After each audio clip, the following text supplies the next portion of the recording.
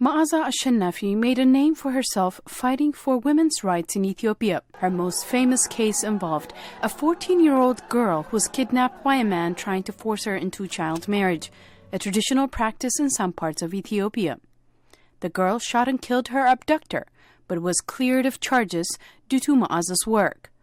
The incident was dramatized in an award-winning film, Different. Meaza is now Chief Justice of Ethiopia's Supreme Court, the first woman ever appointed, and will remain focused on women's rights and economic empowerment. For example, in Ethiopia, there is no law, independent law on violence against women. We just have few provisions in the criminal code. So going forward, I think we need to have a comprehensive law that addresses issues of violence against women and law.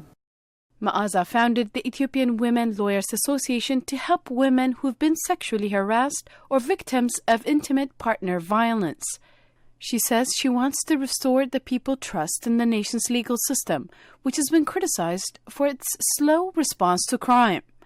The career lawyer wants Ethiopians to see the courts are able to hold everyone to account, including those in power. Meaza seems to have an ally in Ethiopia's young, reform-minded Prime Minister Abiy Ahmed.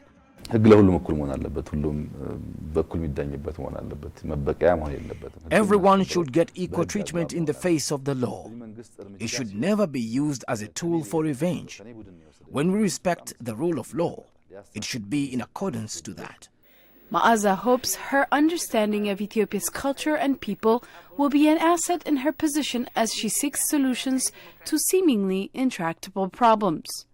If under my leadership we manage to cement the independence of the judiciary in Ethiopia, this is not going to change the history of the last 40 years.